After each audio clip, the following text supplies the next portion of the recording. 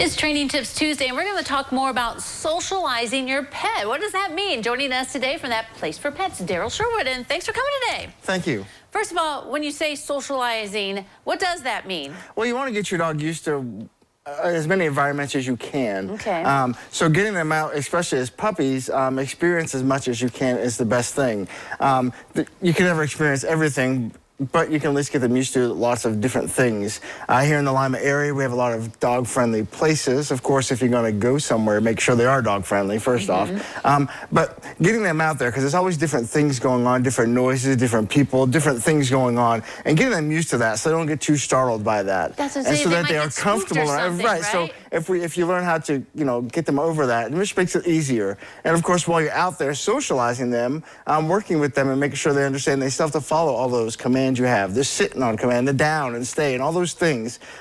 Myself and several other trainers will bring our dogs anywhere, and we expect the same thing where we're on the moon or we're at home, doesn't matter, right? Yeah. Sometimes lately here, people have been saying, well, at home the dog's fine, but as soon as I get out of the house, it doesn't do anything. Well, that's because you may not be working with your dog outside of there.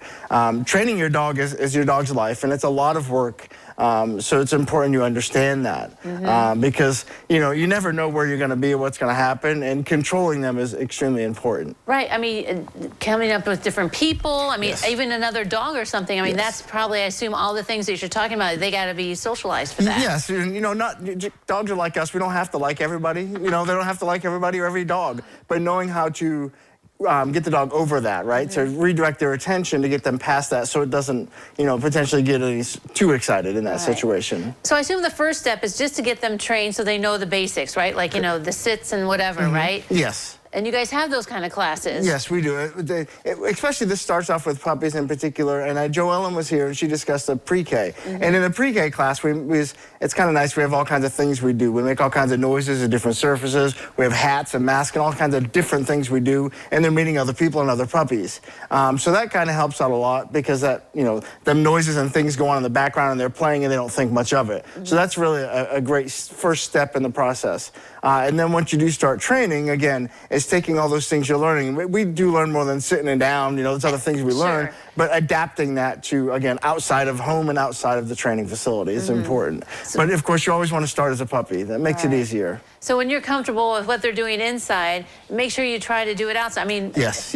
Does it start in your own yard, when you're getting them out there to go to the bathroom? A good example, if you want your dog to come and sit or something like that, and you want to do it outside, do it in the backyard so there's not so much going on, right? But there is some distractions, but not as many as there might be if you did it downtown, right? Right. And then as they're getting better, say, in your yard, then of course step outside of the boundaries there. You'd never want to go. I always bring my dog to Lowe's. And Lowe's is a very energetic location, right? Yeah. Now, if a dog is kind of uncomfortable, I wouldn't bring them there immediately, right? Right. There's some slower paced stores you can bring them to at first, or there's some, even just being outside. Right now, there's no games or anything going on, no sports going on outside, but if there was, you could be out in the outfield or something, and your dog would hear all these noises, distractions, and things going on, and you could work on it there. And again, you're never gonna be able to create every situation, but it's always good to try the best anyway. To make you comfortable, your dog comfortable, and of course, that Place for Pets, a good place to start to help you out in doing that whole thing. Yes, that's something we love to do. All right, well, thanks for joining us today. Thank you. Good stuff. All right, don't go away. First Edition continues in a moment.